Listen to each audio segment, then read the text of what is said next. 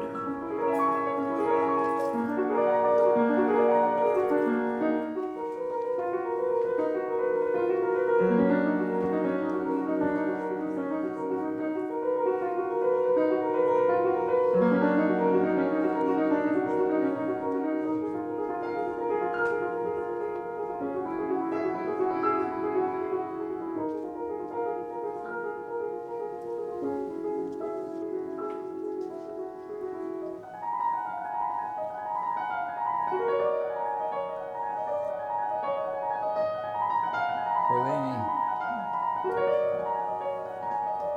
a si tukaj? Kako ti je krstno ime tvoje?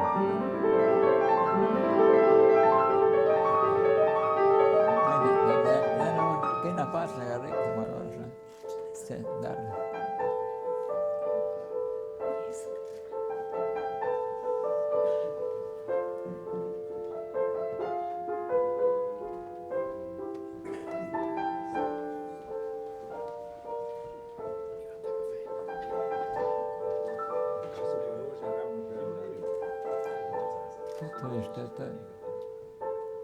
To je odveč.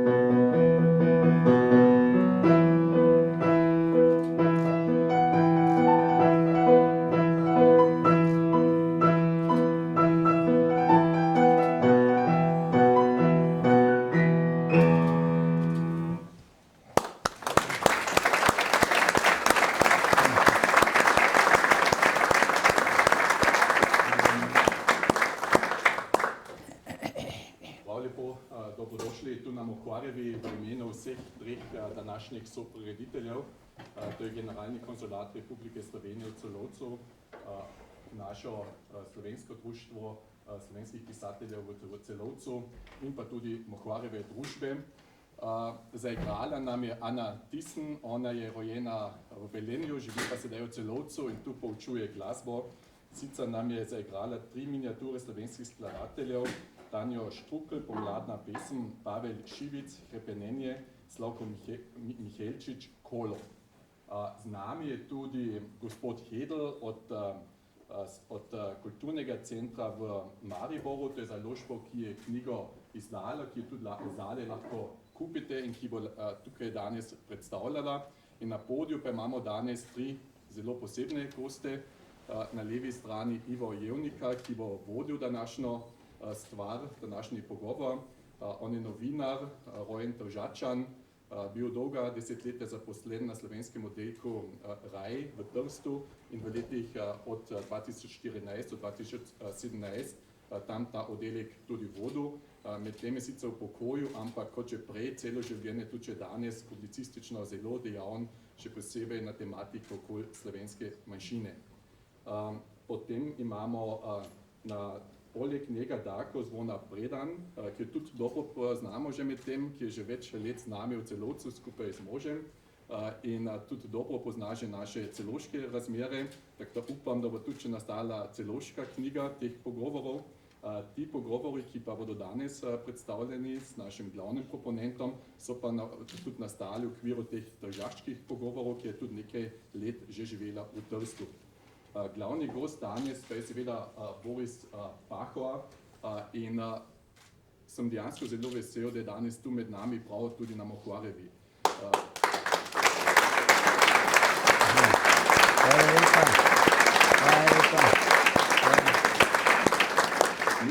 Mislim, da ime Boris Pahor in Mohvareva kar marsikaj povezuje. Obe, tako gospod Pahor, kot pa tudi Mohvarevo odlikuje visoka starost.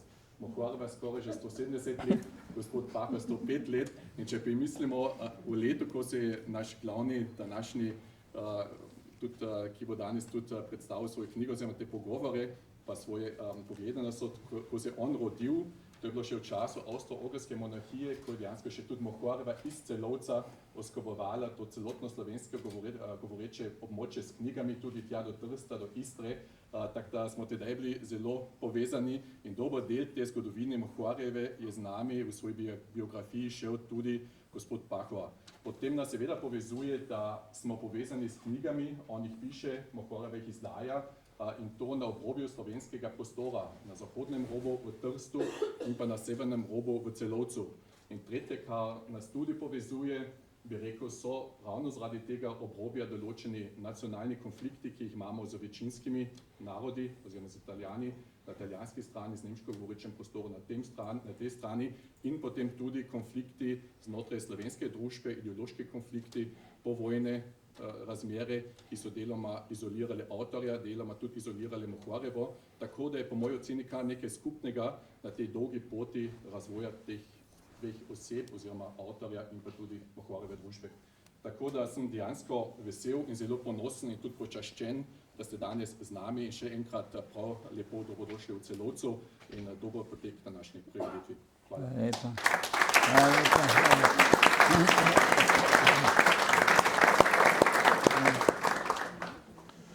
Najlepša hvala tudi v imenu nas, ki tukaj sedimo na tej strani in lep pozdrav vsem prirediteljem, zlasti pa vsem udeležencem, ki ste zasedli do zadnjega kotička, to dvorano, tam stojijo in ne vem, če bomo čisto kratki, ampak upam, da bomo se lepo preživeli ta popoldan. Pianistka Ana Tejsen je rekla, da bo sama predstavlja, ampak smo že slišali za naslove skladb, vsekakor je rekla Kolo, tretjo skladbo je izbrala zato, ker jo spominja na odločnost našega gosta, profesorja Borisa Pahorja. Ko smo se 21. februarja lani srečali v tej hiši, ampak spodaj v knjigarni, danes bi bilo premalo prostora v knjigarni, da bi predstavili knjigo intervjujev Darke Zvonar Predan Tržaški pogovori, smo tudi izvedeli za odgovor na vprašanje, kako da med 18 intervjuji, ki jih je Darka pripravila v Trstu in zbrala v tej knjigi, ni pogovora s pisateljem profesorjem Borisom Pahorjem. Povedala nam je, da je njemu posvetila toliko zapisov za dnevnik Večer in toliko intervjujev, da bo s tem izredno zanimivim gradivom pripravila posebno knjigo. In res je knjiga čez nekaj mesecev išla in doživela krstno predstavitev na študijskih dnevih Draga 2018. Novembra lani pa še predstavitev in srečanje s pisateljem Pahorjem na Slovenski matici v Ljubljani. Danes je profesor Pahor tu med nami, v Celovcu, vse mu je bila Koroška vedno pri srcu in nam bo gotovo o tem tudi kaj spregovoril. Ne Pahorja, ne avtorice knjige, ki je Tomšičeva in Jurčičeva časnikarska nagrajenka, ni treba posebej predstavljati. Za založnika pa smo že slišali, to je Kulturni center Maribor, ki ga zastopa glavni urednik Dušan Hedel, ki tudi stoji brez sedeža. Torej, Darka Zvonar-Predan vsekakor je diplomirala kot sociologinja in začela svojo časnikarsko pot leta 1978 pri tedniku 7 dni, to je bil tednik iz skupine Večer v Mariboru. Sodelovala je tudi pri drugih listih in revijah ter se dejavno vključila med tvorce slovenske pomladi na Štajerskem in v Ljubljani. Sredi 90-ih let je nastopila službo pri dnevniku Večer, kjer je bila med drugim urednica notranje politike, kolumnistka, zunanja sodelavka pa je ostala tudi po upokojitvi vse do danes. In med različnimi časnikarskimi zvrstmi ima posebno rada intervjuje. Ko je zaradi diplomatske službe svojega moža, časnikarja, a sedanjega generalnega konzula v Celovcu Milana Predana, živela v letih 2002-2006 v Trstu, nato nekaj let v Beogradu, od leta 2015 pa je tu v Celovcu, je vedno znala v teh novih bivališčih najti zanimive osebnosti, Slovence in druge, da so ji v intervjujih zaupali veliko podatkov in pa seveda osebnih pogledov na pretekle in na aktualne teme. Odlične zbore intervjujev je izdala že v 3 knjigah. Beograjski pogovori, ta knjiga, vse 3 pri istem založniku. Beograjski pogovori so šli leta 2016, Tržaški pogovori leta 2017 in predstavili smo jih, kot rečeno, tudi v spodnjih prostorih, v knjigarni. Potem pa knjiga Boris Pahor, Najini pogovori, ki je danes na razpolago in je išla lani. Na začetku te knjige, ki obsega tudi pisateljevo fotobiografijo, na koncu več strani dokumentarnih slik in pa preglednico njegovih življenjskih in delovnih etap, najdemo na začetku dolg intervju, ki ga je avtorica imela s profesorjem Pahorjem že leta 2003 za Novo revijo. Vendar knjiga potem sega do današnjih dni. Se pisatelj za to objavo, recimo temu prvemu intervjuju, dodal 15 opomb, ki dopolnjujejo pripoved, oziroma razlagajo nekatere podatke, ki so po 15 letih morda manj domači, zlasti tistim, ki zapletenosti tržaškega položaja ne sledijo vsak dan. In ravno tako nov je dodatek intervjuju iz leta 2017 za Večer, ki se je dotaknil tudi znanega umora v Rosetjevi ulici v Trstu. Veste, da je zdaj 10. marca bo minilo 75 let, ker so bili tam ustreljeni Stanko Vuk, Danica Tomažič Vuk in dr. Drago Zajc. V tem dodatku je želel poudariti, da je hotel pohvalno izraziti priznanje Martinu Breclju za knjigo Anatomija političnega zločina, ki se je lotila ravno tega zagonetnega umora in pokazala na najverjetnejše krivce. Med prvim in zadnjim intervjujem se zvrsti še cela vrsta pogovorov, priložnostnih zapisov in krajših esejev, tako o profesorju Pahorju, kot seveda o njegovem delu. Ampak zdaj bi predali besedo seveda avtorici in glavnemu gostu, vendar, ker smo v prostorih Mohorjeve, seveda tudi prav, da spomnim, da je Mohorjeva leta 2017 posvetila Borisu Pahorju zelo obsežno študijo magistra Igorja Omerze, Boris Pahor v žrelu Udbe. Ta knjiga na 636 straneh z navedbo neštetih dokumentov prikazuje, kako je slovenska tajna politična policija zasledovala našega današnjega gosta od leta 52 najmanj, to je dokazano, do konca režima. Zaradi Kocbeka, zaradi revije Zaliv, zaradi Drage, zaradi stranke Slovenska levica, zaradi prijateljev v Sloveniji, a tudi na Koroškem. Gospod Darko, bi vprašali, kako to, da vedno znova in znova se vračaš na tematiko pisanja profesorja Pahorja, na njegovo osebnost, na njegovo sporočilo. Očitno Boris Pahor lahko danes marsikaj pove sodobnemu človeku, zlasti Slovencu. Si že odgovoril, pravzaprav Ivo sam. Ja, Točno tako, res je. Torej, največja darila usode in mislim, da je bila z menoj kar radodarna. Če ne bi bila, ne bi me pripeljala tudi med vas v Celovec in res sem ganjena, da vas je prišlo toliko. Vem, da ste prišli predvsem zaradi gospoda Pahorja in tako je tudi prav, zato bom jaz kratka.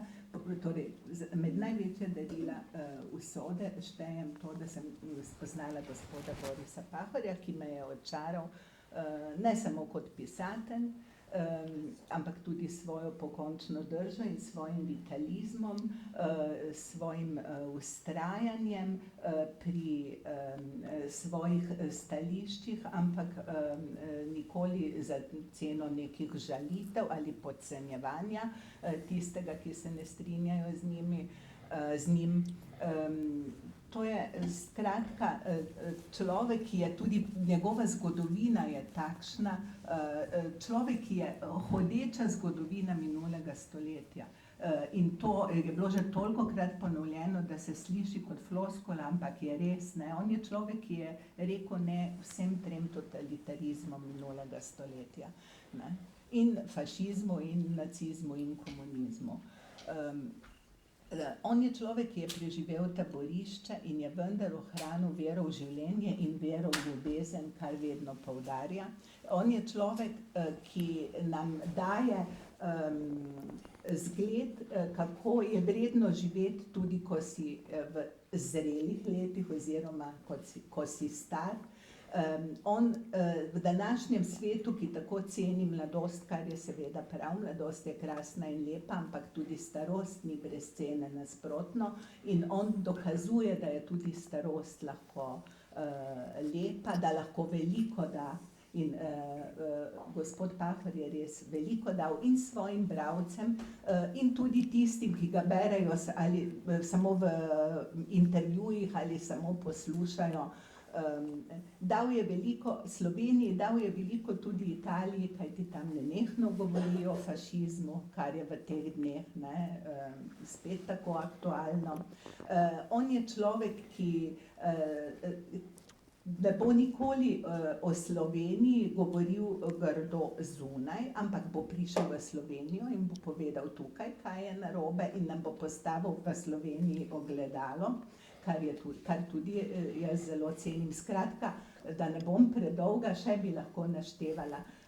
On je res eno od daril usode, da sem se z njim spoznala, da sem ga tako dobro lahko spoznala, da mi je odprl svoja vrata, da mi je ponudil tudi svoje prijateljstvo, na kar sem zelo ponosna.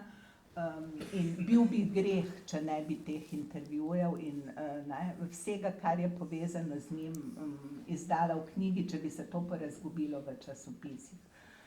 Kdor bo bral to knjigo, bo itak videl, zakaj me je gospod Pahor tako očaral, da ne bom rekla stojko fasciniral. In jaz bi si seveda želela, sem nekje napisala, da je on človek, ki bi ga morali klonirati. Oprostite, mogoče se to komu zdi nekorektno, ampak in da je nekaj najboljšega, kar se je lahko Slovencem zgodilo. In želim si seveda, da bi dočakal vsaj toliko let, kot jih imamo Horjeva.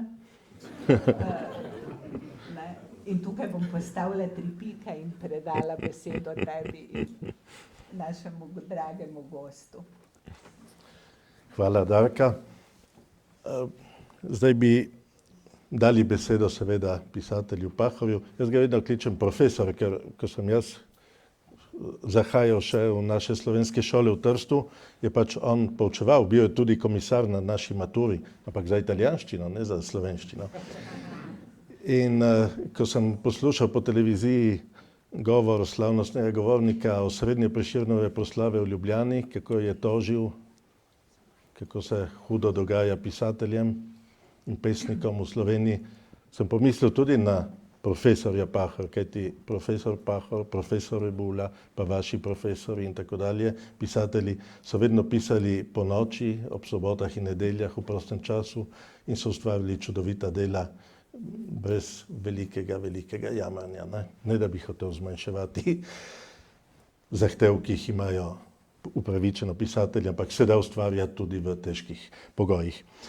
No, profesor, ko smo to knjigo prvič predstavili, ste rekli, da med tolikimi knjigami, ki ste jih izdali, oziroma ki obravnavajo vaš pisateljski fenomen in človeški fenomen, da je vam ta knjiga posebej pomembna in da bi zelo radi, da bi to knjigo brali zlasti mladi. V čem je torej sporočilo te knjige? Zakaj ste navezani na te intervjuje, na te članke? Ja, hvala za besedo. Oprostite, da nimam pravega glasu danes, ker imam težavo, imam neko ernjo, jatale se imenuje, ki je povezana z želodcem, je povezana z požiralnikom oziroma s tem aparatom. In danes me je nekako obsodila na to, da moram nekako dati v usta eno jem bonbon, v bistvu, ne se pa je samo sladkarija, da mi nekako sprosti glas. Ne. Jaz sem zaljubljen v to knjigo, pravzaprav je že ta druga knjiga, v katero jaz nekako mimo javnosti poudarjam, da je skoraj podobna eni knjigi slovenske zgodovine po prvi in drugi svetovni vojski. Marija Žagar, v Kranju profesorica, je išla knjiga moje korespondence z njo, nekakšnih 35, ne vem koliko let, ne? In imamo zdaj to knjigo s pripombami zelo pomembne mlade avtorice, da je šla iskat vsa dela, iz katerih so vzeti citati, ki jih mi dva navajava, jaz na eni strani, gospa v Kraju na drugi strani. To je en monument pravzaprav. In posebno pričevanje v naši situaciji, v dobi jugoslovanskega terorja, jugoslovanskega enostranskega režima in je nekakšna predhodnica ravno tej knjigi, o kateri danes govorimo, spet dama, spet je rekel žena, ne moški, ki je na svoji strani naredila nek način več, kako Marija Žagar, v bistvu. Zato, ker je v tem, kar se danes imenuje intervju, pogovor, srečanje, dialoga in tako naprej,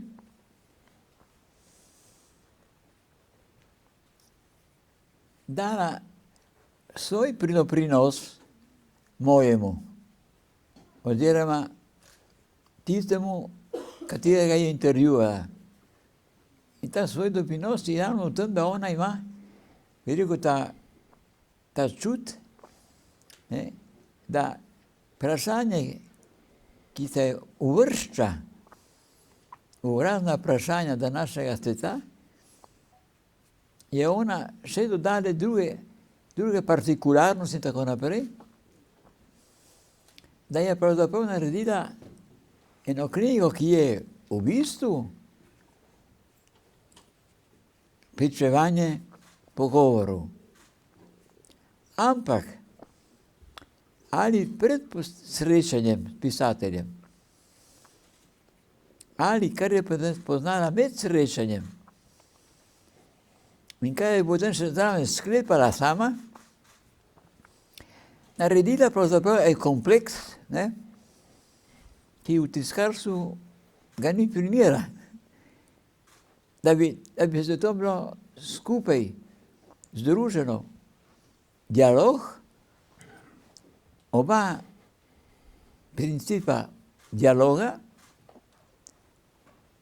in poleg tega še komentar, ne, ki se rodi ob tem sklepu, te enotnosti, te variacije, če hočemo. Ne. In tako imamo poleg intervjujev še, recimo, ne, en poseben komentar na eni ločeni strani, ki je bila napisana recimo za Mariborski večer, in od takih, recimo, je bilo rečeno 2003, da je prvi intervju.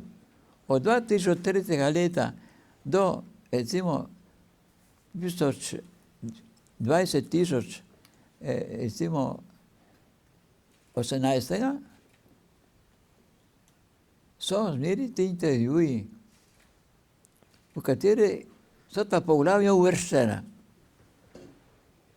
To se pravi, da bi ste dalo zdaj vzeti ven vsa ta poglavja, recimo, da jih je 15, tako napišem, in narediti en zveščič posebej, ki bi se lahko bralo približno, ne nekako, kakšno je bilo stanje slovenske kulture ta leta, ne, od 3.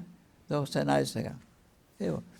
To je podobno, kot Marija Žagar, ki je pisala o Titu oziroma o Titovi Jugoslaviji, jaz pa sem pisal o našem položaju zunaj. Ne samo našem, ne samo koroškem, slovenskem, ampak o drugih manjšinah v Evropi tudi sem pisal jaz. To se pravi, da v tem primeru imam to srečo, da sem poznal dve kulturni Slovenki, ki so preraščale pravzaprav tisto, kar je bil vsakdanje življenje. So ga korenito preraščale z neko svojo osebno noto, nekimi osebnimi ugotavljanji, recimo, ki so se rodili takrat, ko je ona vzela v roke avtorja, s katerim se bo pogovarjala, in vnaprej napisala že, kaj in kako ona misli. Je pa napisala tudi večkrat potem, po srečanju. Je pa drugo poglavje bilo, bolj zanimivo. Recimo, je izstopal Edvard Kozbek, ne jaz. Jaz v zvezi z njim. Ali pa je izstopal, jaz ne vem kdo, zdaj se ne spomnim, Francoz, recimo, Camus, recimo. Albert Camus, to je bil veliki pisatelj in filozof in človek, ki je nesrečno umrl, ko je s svojim založnikom se vozil domov, ne, je zaletel se založnik v eno drevo, ne, in ta šla oba na drugi svet. Na žalost, ne. Ampak je naveden večkrat v mojih knjigah Albert Camus. In bi ga treba tudi navajati v srednjih šolah slovenske šole. Zaradi njegovega, je rekel recimo o komunizmu v knjigi, ki je napisal o človeku kot upornem človeku. Človek kot uporni človek. Evo, to je bil zanj tip človeka, katerega je imel rad. Je napisal na zadnji strani te knjige, komunizem je naredil eno ogromnih napak pri vsej svoji ekonomiji in pri vsej svoji veliko trgovini in vse, kar je spadalo kapitalu, tako naprej, je pozabil na pomen naroda. Se vam zdi, da je malo to. In tako izjavo. In pisatelj, ki pravzaprav je živel v državi, ki manjšine priznava. Nažalost. In to rečem, čeprav so mi dali veliko najvišje svoje priznanje, ampak kar se tega tiče, so nazadnjaki. Kompletni nazadnjaki so. Šele zdaj so eni manjšini na severu dovolili, da se lahko poučuje tudi njihov veliko jezik, ki je bolj angleščina kot francoščina. Oziroma ni sploh francoščina, je angleškega izvora. To se pravi, v tem smislu je Evropa še v zelo slabem stanju, zato ker so skalkulirali, da je, če se ne motim, okoli 40 milijonov Evropejcev, ki govorijo drugi jezik od tistega, ki je jezik države in ki niso priznani in ki ne nastopajo v Evropskem parlamentu. Eni od teh so Provansalci, ki so v srednjem veku dali ljubezen, ki Dante citira in tako naprej. In imajo Nobelovca. Jaz sem rekel, predsedniku kulture Lang je bil zelo inteligenten človek, in sem rekel, prostite, gospod predsednik, minister, ne predsednik, minister Lang, ki je odločil, koliko največ lahko stanejo knjige, da bodo državljani lahko kupovali.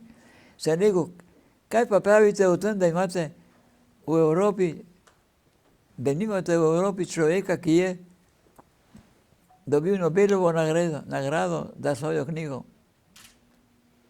ki je napisana v provansalščini, ne v francoščini, v francoščini. Jaz komignil za rameni, ja pravi, tako se dogaja, kaj če tako se dogaja, se rekel, ne, se nič dogaja. Dogaja, vi naredite to dogajanje, se ne dogaja samo, ne, prostite. Torej, vidite, v tem primeru je pa ta knjiga, gospode, prijateljice Darke, ena knjiga, ki je res nekakšno darilo in se svojo izjemno kompozicijo je nekaj pluralna. Zato, ker se razširja in človek nepričakovano ugotavlja, kam se je razširila. In ne očita, da se tako razširila. Vse je na bazi, na osnovi neke logike. In to je tisto pomembno. To je tisto, ki drži. Ne leti tako samo zaradi lepšega nekam drugam, zato da bo varirala, da bo interesantno, tako naprej. Ne gre za interesantnost, gre za veljave, gre za stvari, ki so interesante v bistvu življenjskega pomena za evropskega človeka. In ne samo za Slovenca. Nacionalna zadeva danes postaja spet aktualna in vsi se bojijo fašizma. Jaz tudi se ga bojim, zato ker Italija ga ščiti. Italija ga ni napadla. Ga ne napada. Ga pusti, da se nekako, da bi nekam počasi umiral, ampak on pa skuša počasi spet, da se vzdigne. Ravno narobe dela, kar upa država. Končno je, menda pred 7 dnevi, gospod Borut Pahor, rajši bi videl, da se ne bi imenoval Pahor.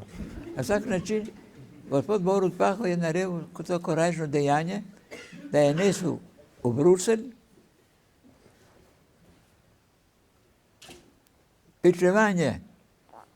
pričevanje, prosim, italijansko-slovenske zgodovinske komisije, to se pravi zgodovinarjev Italijanov, zgodovinarjev Slovenije, ki je delala 6 let, zato da bo povedala, kakšno je bilo razmerje med Italijani in Slovenci od leta 1880 do 1953. Po 6 let dela in so iz te komisije izstopila dva zgodovinarja italijanska, ki niso bila pripravljena priznati marsičesa, kar je italijansko bilo in kar so Italijani počeli. Recimo, bi rekel samo eno dejanje, eno samo, Rab, taborišče, ki sta ga Italijani ustanovili, ko so oni zasedli Ljubljano 41. leta in jo priključili Italiji kot provinco, kot italijansko provinco di Ljubljana. Na Rabu so umirali ljudje od lakote in so jih zakopavali po 3 na dan. In gospod Ivo Gruden, pesnik iz Nabrežine v Trstu, ki potem je študiral, je bil odvetnik v Ljubljani in so ga poslali na Rab Italijani, ker Ljubljana je bila obkrožena z bodečo žico. Je bila v konkretno taborišče. In pravi v eni svoji pesmi o Rabu, je bil zvojon na Rabu. Naš prijatelj, ko je umiral, smo mu kradli kruh. Po navadi, kadar so ljudje v lakote umirali, so skrivali kruh nekam pod kamer so spali, tam je bila sama. Nažalost, na Rabu je bila sama. Smo mu kradli kruh. Ko je umrl, pravi on, pesnik, smo ga zakopali v tisto slamo, v katero smo spali, zato da bi naslednji dan, mogoče 2 dni zaporedoma, dobili njegov kruh. In spodaj potem komentar, tako so počenjali tudi nekatere mame s svojim otrokom na Rabu. Tako skrili v slamo, ko je umrl. In to pravi Ivo Gruden, ko nosim otroka na ramah in me prednjimi z rokami tukaj nekako grebe, zadnji nogami se tudi, ko hodim jaz ga nesem zakopati, pravi. Matere so zakopale v slamo nekaj časa, zato so dobili naslednji dan porcijo kruha namesto njega. Zdaj pa vi presodite zdaj. To je bil eno iz taborišč fašizma, ki ga nikjer ne dobite citiranga v Italiji, razen kakšen časnik je pred leti citiral, ko ga je bilo sram, da se ne govori o nekaterih stvareh, ampak potem nekako se to zamolčuje in iz tega ni nič konkretno. Nasprotno, so naredili en zakon za 10. februar, ki se spominja v glavnem, oziroma ki kliče vsak februar 10. v mesecu, da se spominjajo, na kaj so počenjali naša vojska maja 1945, ko so prišli v Trst, koga so nedolžnega odpeljali v smrt, in da se spominja vsaki februar Italijan po celi Italiji, kako so Italijani zapustili Istro. Vse to je zakon, sveti spomin, niti ene besede ni zraven ali pred tem, kaj je bilo prej v Evropi, kaj je bil fašizem v Italiji, kaj je bila okupacija Ljubljane leta 1945, kaj je bil Rab in tako naprej. Tisto je zamolčano kompletno. Prosti lepo. To se pravi, v tem primeru imamo resnice, ki manjkajo še in ki je zelo mogoče, da se bo fašizem tudi spet rodil. In bo žalostno, če se bo. V tem smislu bi jaz svetoval, da bi knjigo gospe prijateljice, tukaj pišujoče, preskrbeli učitelji za slovenske šole in potem naredili neko obvezo, da bodo iz vse te knjige vsako toliko prebrali eno poglavje ali polovico poglavja ali pa smoten smisel, zakaj v tisto knjigo govori o Edvardu Kozbeku. Kdo je bil Edvard Kozbek?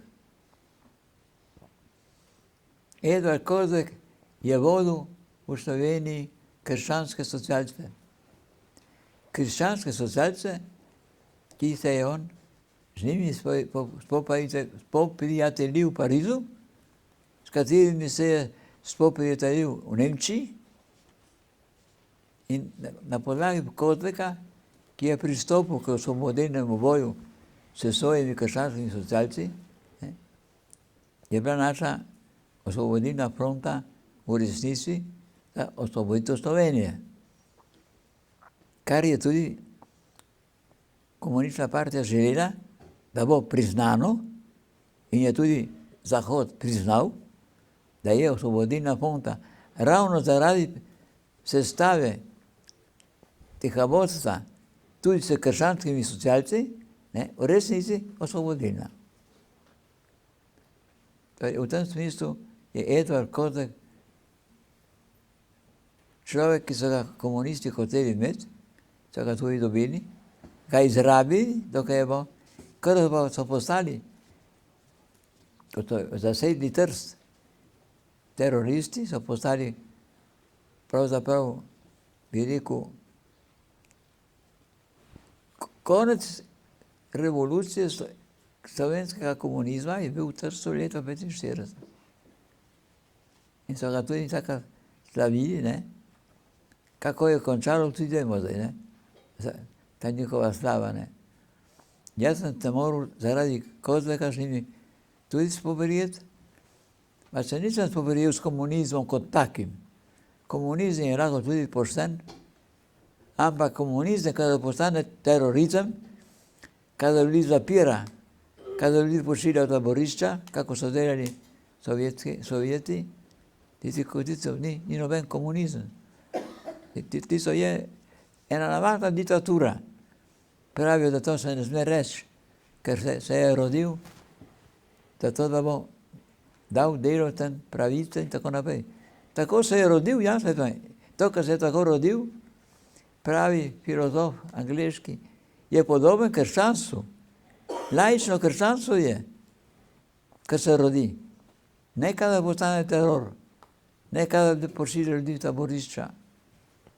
V tem smislu imamo danes, bi rekel, veliko kaj poučiti mlade, zato pravi, lepo bi bilo, da bi dobili vsako toliko tudi neko lekcijo tudi.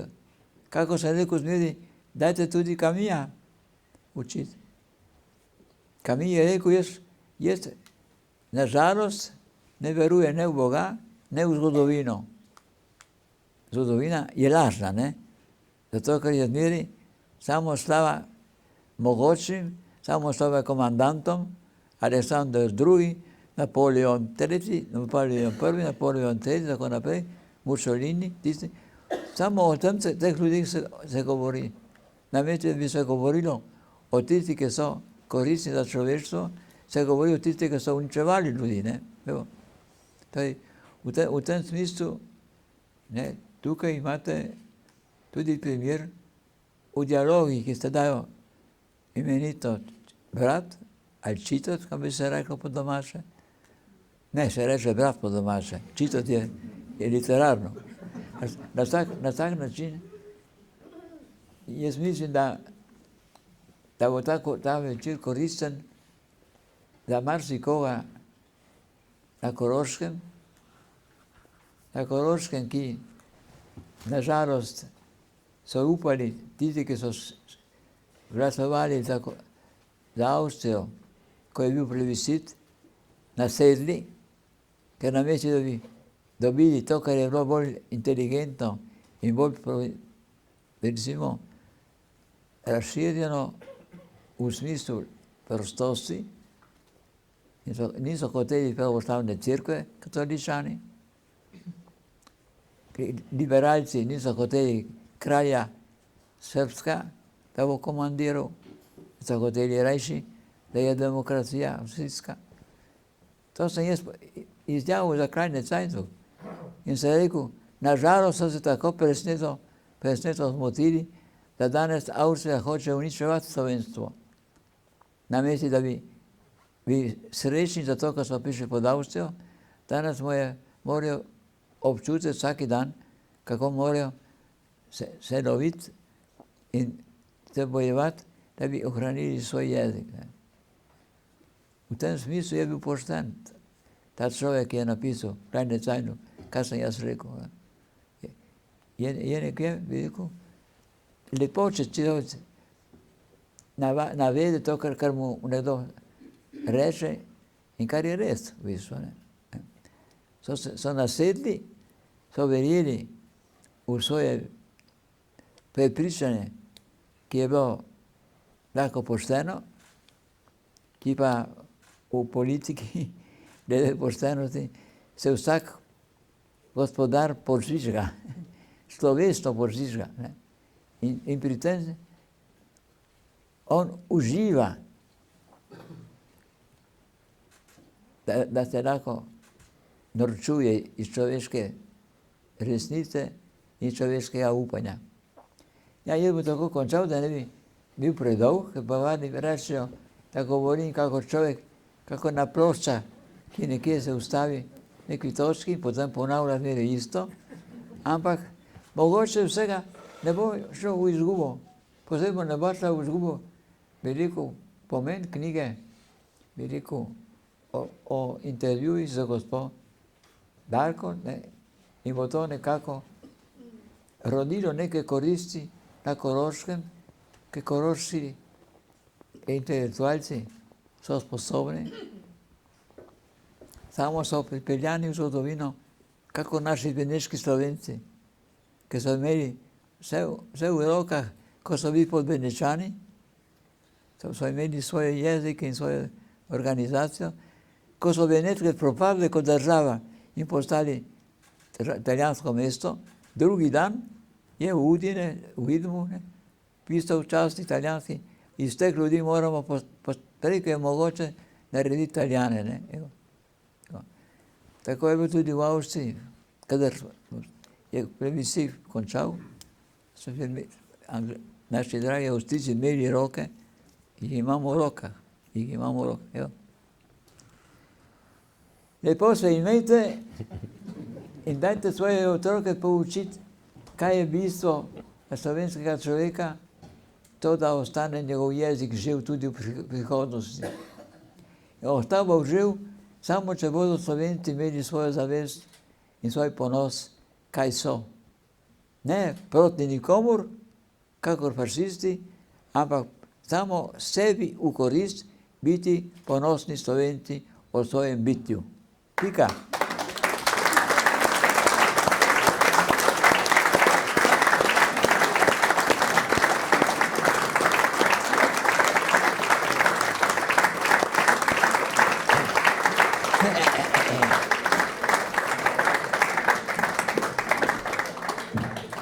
Ja, najlepša hvala gospodu profesorju.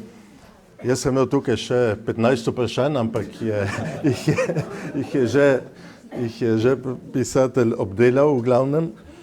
Kajti v teh intervjujih, ki jih boste brali ali če ste jih že brali, vidite, da določene stvari se ponavljajo, ampak se ponavljajo vedno z novimi poudarki, vedno v novem kontekstu, ampak narodna zavest, slovenski jezik, raznarodovanje, fašizem in upor, boj za pluralizem proti diktaturam, odgovornost matice za zamejstvo, pomen politike, pomen tega, da je manjšina subjekt tudi v politiki, potem pripoved o stranki, ki jo je ustanovil s prijatelji Slovenska levica v 60-ih letih, potem kako je kandidiral za slovensko skupnost za Evropski parlament, recimo.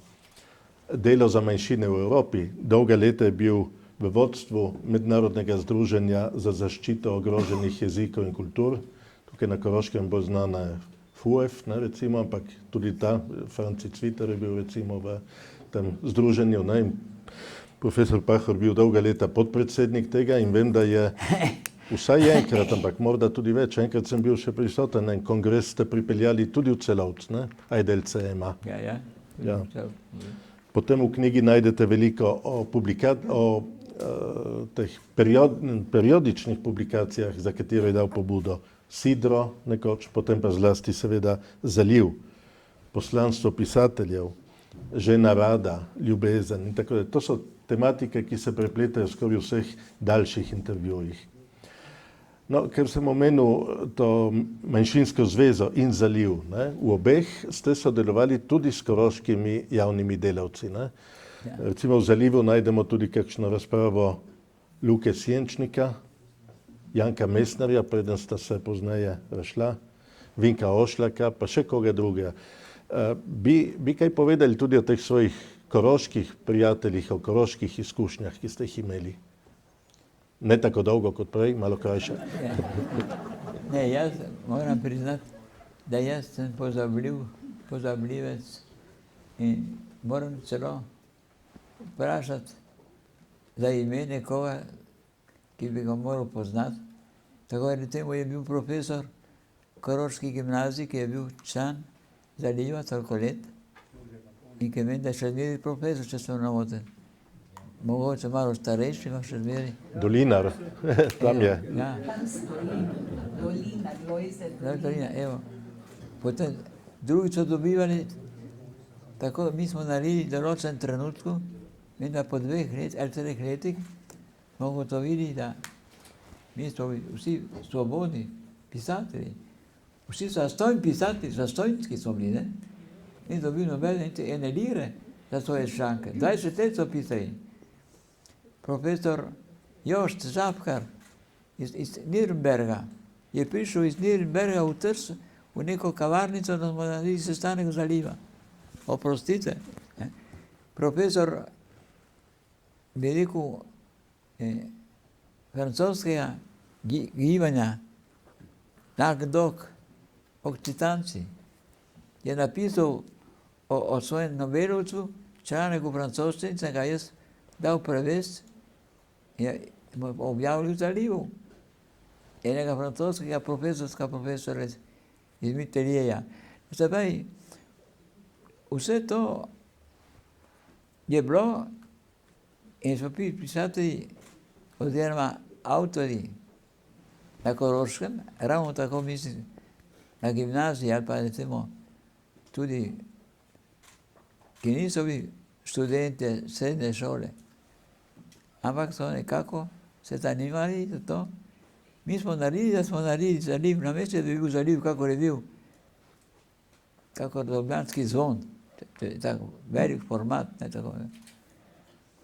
Smo naredili žepno izdajo. To se pravi, Zaliv je bil ravno tako, da je šel v žep, tako. Da ni strčal iz žepa. In to, gotovo, to je potem nekako potovalo po Sloveniji, ne. In jaz sem recimo doživel lansko leto, gospod Peter Tomšič, ravnatelj Mladinske knjige, ki je meni rekel, gospod Pahor, jaz sem dolžan, da se zahvalim svojemu profesorju, ki je zmeri prinašal v razred Zaliv in nam bral iz Zaliva.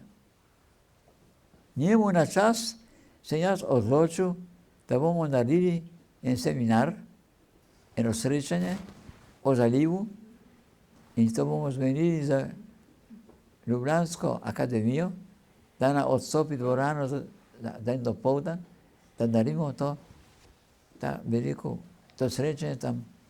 In to je naredil. Je naredil in je bilo 8 referatov, 0 tehničnih referatov.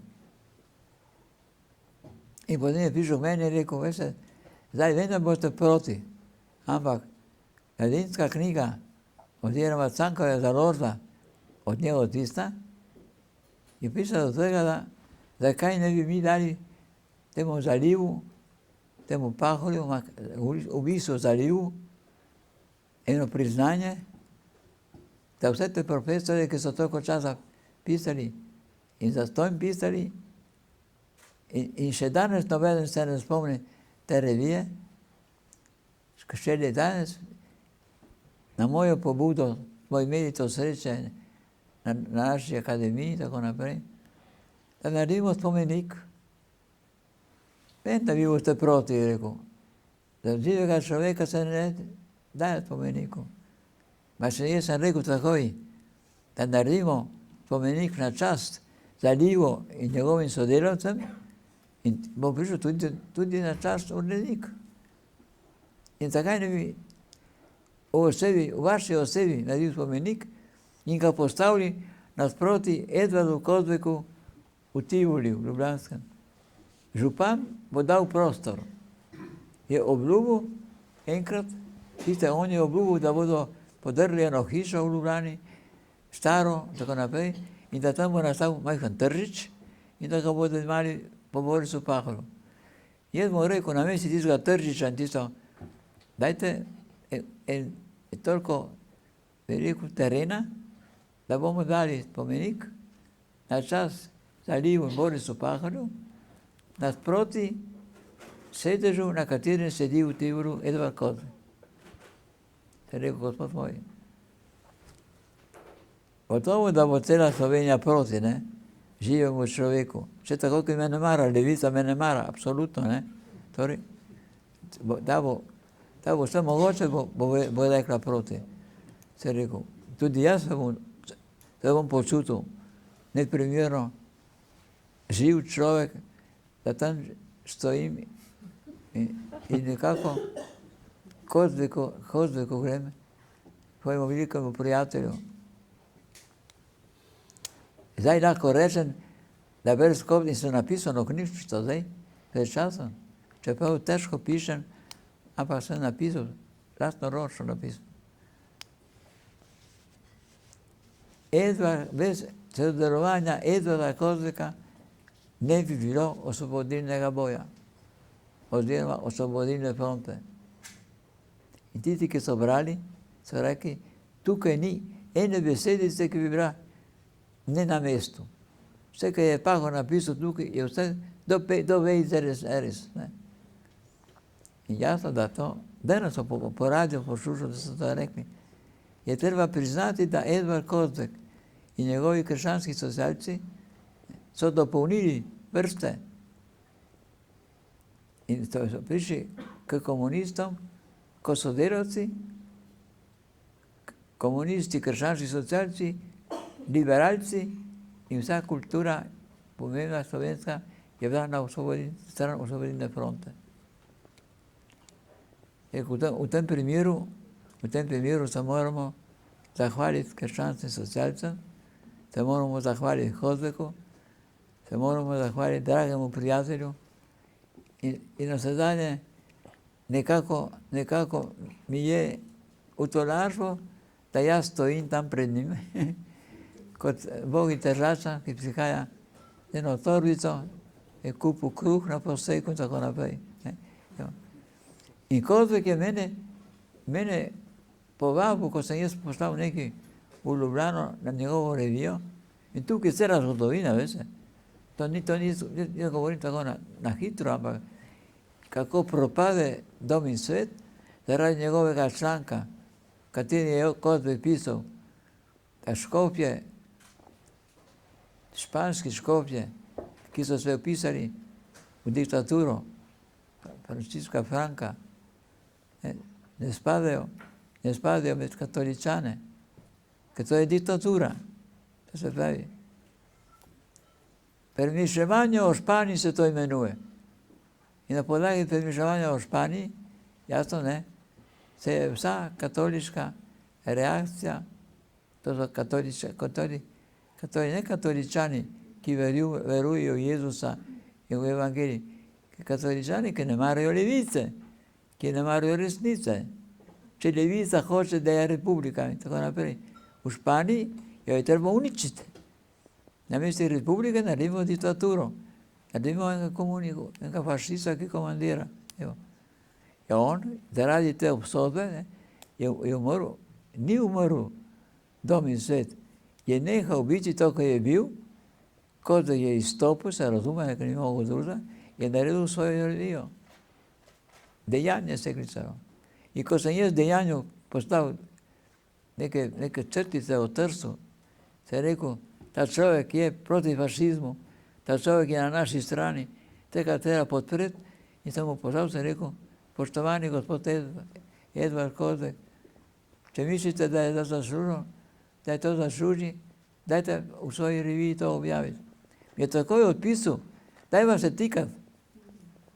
Kako? On je bil avtor ene lepe knjige Zemlja, občudovanja vredne knjige, da je primeril jaz s Župančičem, tako naprej, nekatere pesmi. Meni da njega tikam. In kaj sem hotel? Se je rekel, če on meni reče ti, jaz ne bom prav njemu vi. Če on sam reče, dajmo se tikati.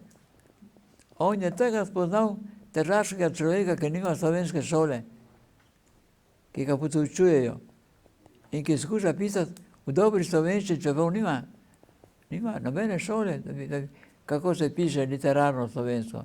Jaz sem govoril, tako se je govoril moj oče, kako je govorila moja mama. Lino Legiša, ki je bil literarni kritič, ko sem ga potem spoznal jaz, ko sem že objavil prvo knjigo, moj tržaški naslov, moja prva knjiga, je rekel, Boris, piši tako, kakor si pisal. Vse, kar pišeš ti, je pravilno slovensko, vsa spada v pravopis. In potem je prišel pravopis tudi. Je v pravopisu. Leta 72 pravopis imam noti, to, kar sem jaz pisal, to, kar mi niso priznavali naši dragi literati, Ljubljani. Ampak sem postal samouk sam, ne. Bez nobenega profesora sem moral se navaditi, kako se piše pravilno slovensko, kako so pisali najboljši pisatelji in tako naprej. In to je bilo nekakva šola, ne, ki več pravijo, da na podlagi te šole te vi postal, kar ste vi postal, ampak nažalost je bilo pretežko. Je bilo pretežko biti na eni strani profesor italijanskega jezika, italijanske literature, na drugi strani se učiti na skrivaj slovenski jezik, slovensko slovnico, brati slovenske avtore. In še ta tretja naloga, ki je bila, pisati na novo slovensko revijo v Trstu. Vsak teden se javil Alojz Sancevevk, napiši za prihodnjo številko revije, in to je bila Razgledi, napiši nekaj novega, tako da boš v vsaki številki tudi ti. Potem je prišel ravno Rebular Ljubljane, potem je bil on in sva oba ustvarjala slovensko literaturo v Trstu. Evo, vidite to? To je naša zgodovina, in ker sem bil v semenišču in ker nisem hotel se vezati, sem hotel spoznati ljubezen, sem pustil in sem šel tako v Livijo za vojaka, sem bil 1 leto in pol v Liviji za vojaka. V vojni, konkretno, to je bila vojna, so mi dali celo eno medaljo, sem zaslužil kot vojak tisto medaljo. To se pravi, da potem, ko je bil začetek osvobodilnega boja, sem se javil za osvobodilni boj, sem končal v taborišču. V taborišču sem se srečno rešil. Berite Nekropolo. Nekropola tudi, kaj pomeni slovenski jezik, kaj pomeni priznati, da ti nisi Italijan, si italijanski državljan, ampak si Slovenec, da govoriš doma slovensko. Sem postal prevajalec za slovanske jezike v taborišču. Evo. Tako potem sem končal v Dachau spet, drugič. Potem v Dori, kamor so delali V2 in pošili nad Anglijo. In naši deportiranti, ki so sabotirali tisto, in vsaka sabotaža je bilo 10 obešanih naenkrat. Niso niti iskali, kdo je naredil sabotažo. Tisti del, kamor so sestavljali kose tistega tako imenovanega rakete, ki je letela nad Anglijo in nosila bombe, tisti del je bil obešen v celoti. Prvi 10 naenkrat, drugi so bili oblečeni 20 naenkrat, potem so bili obešeni 30 naenkrat. Vse to je treba znati iz zgodovine, prosim. To je bilo naša zgodovina, ne samo moja. Naša zgodovina je bila to. Jaz sem imel to srečo, da sem se nekako reševal, deloma taborišče, deloma prevajalcem, deloma, ko sem postal bolničar. Sem sicer postal jetičar, sem šel iz taborišča ven peš, ker ni bilo nobene zveze. So nas pripeljali v Belsen, kjer je bila pravzaprav centrala smrti, kjer je končala tudi Ana Frank, tako naprej. Nismo nas pustili v taborišče, zato ker bi hodili po mrtvih. In so nas dali v nemajhne kasarne, ker je bilo še živega. Je bilo mogoče 60 naših vlakov, 60 vagonov.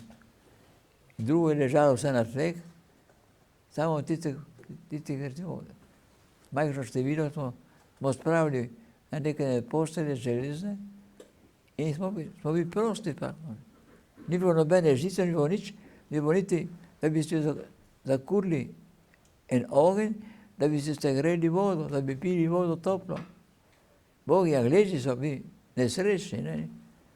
Nekateri ljudi so pošiljali v bolnice, da so se rešili najhujših umirajočih.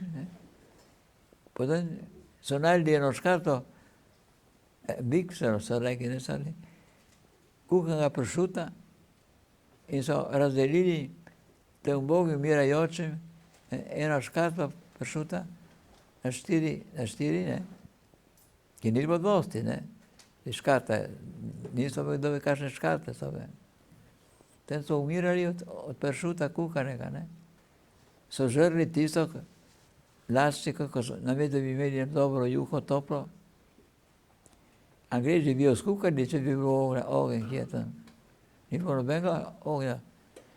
So bili samo veliko postelje in prazni prostori od tih veliko vojakov, ki so bili motorizirani in ki so odpeljali na vojsko. Ne?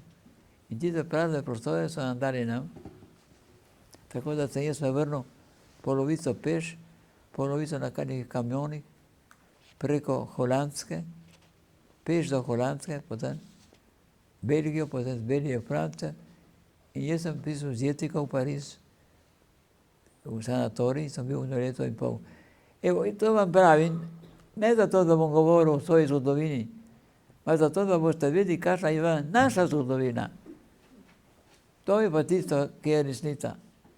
In to našo zgodovino, nažalost, se Ljubljana za to zgodovino našo ne zanima. Nima organa, da bi se zanimala. Ni sposobna Ljubljana, da bi bila v resnici mesto glavno Slovenije. Nažalost je tako, ne? Mogoče se bo mogoče zresnila, bo postala nekaj drugačna, pa danes ni. Danes ni. To vejo tudi Korošci dobro. Korošci so rekli že 10-krat, 20-krat, zakaj ne protestira, zakaj ne se ne zauzema za nas in tako naprej. Zakaj? Zato, ker hoče bila povsod odobrena kot simpatična, kot nezahtevna, kot nekakšna noblesa, ne, češ, mi se ne brigamo. Rupel, nažalost Tržačan, italijanskih staršev, oziroma slovenskih staršev od Italijo, je rekel, moramo ravnati z Avstrijo. On je govoril kot minister slovenski. Do tega je prišel. Tržaški rojan. Tržaški rojen človek. Moramo govoriti v rokavicah za Avstrijce. Zakaj v rokavicah, ne vem. Povedal ni, zakaj. Še danes čakam. Na vsak način, tako je, da mi moramo biti Slovenci tudi če Ljubljana, levičarska Ljubljana še danes se drži Kardelja, poje po Kardelju so himno, črta, kar je rekel Prešeren, bo živi našo nam deželo, bo živi naš slovenski svet. To črta in poje takoj prijatelju, sosedu, tako naprej. To se pravi, slovensko nacionalno vprašanje je izločeno. Je konkretno izločeno iz Prešerna, prosim. To je v tem primeru sem doživel včeraj, da so peli nekje to himno in sem bil srečen, ker so peli Bog živi nam deželo, slovenski svet. In potem so pa so rekli, živeli vsi narodi, ki živijo vsaka dan, tako vrhom se sodi, ko bo prehran. Ko sem rekel, to sem jaz citoval. Najprej Prešerna, prva kitico za nas, da vemo, kdo smo, tisti, ki pojemo, in potem tisto, ki govori o sosedu. V redu. Tisto o fantih in o dekletih, lahko pustimo ven. Tako in tako. Brez fantov in brez deklet nimamo nobenih otrok. Torej, ampak to, da so o Slovencih in o sosedu, oziroma o prijateljstvu med narodi, to je tisto, prijateljstvo med narodi, zato pa mi smo Slovenci, mi in bomo, dokaj bomo živi, dokaj ne bomo umrli. Nažalost, upam, da ne bomo. Zadnja beseda.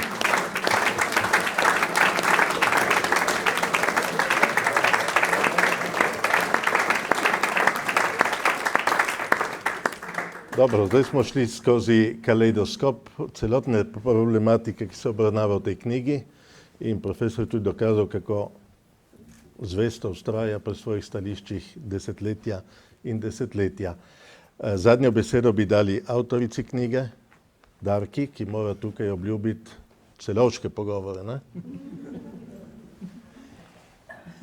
Torej, če se vrnem na začetek prvemu vprašanju, ki ga je Ivo mi postavil, zakaj toliko intervjujev z Borisom Pahorjem, zdaj vidite, kdor še ni vedel, zdaj ve zakaj, zakaj me je tako očaral, tako navdušil, s tem svojim intelektom, tudi svojo hudomušnostjo, svojim znanjem, ki ni samo nabrano iz knjig, ampak je tudi iz izkušenj lastnih ga nabiral.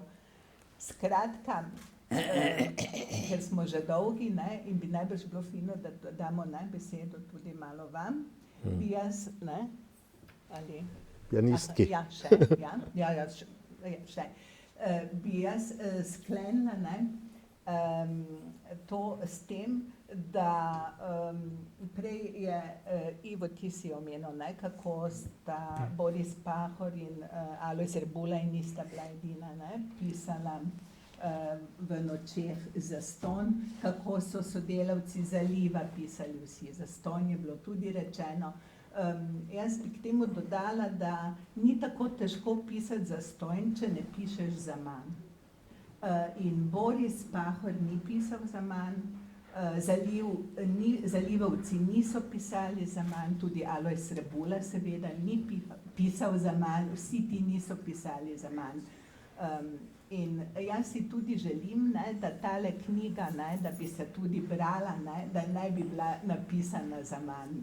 Ne zaradi mene, ampak zaradi gospoda Pahorja, zato ker on res ima kaj povedati nam, starejšim, in še bolj pomembno je, da to pove tudi mlajšim. To on seveda rad počne, jaz upam, da ga tudi poslušajo, če ga nekateri danes še ne, pa ga bodo morda jutri.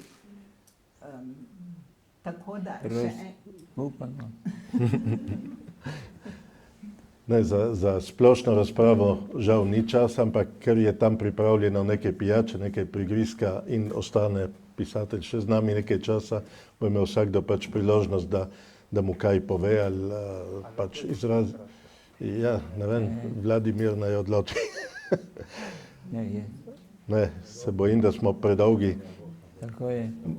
Bomo po koncu, ima profesor veliko potrpljenja in bo tukaj še z vsemi nami lahko kaj poklepetal. Jaz bi prosil samo še profesorico Ano Tejsen, da nam zaigra za slovo. Hvala.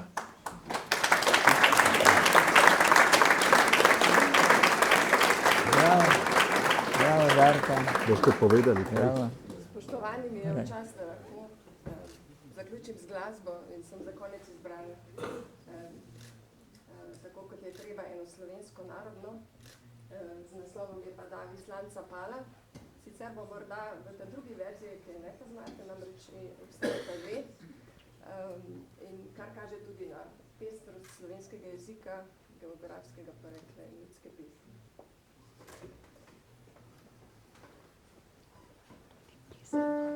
Za njegovih hudomušnih.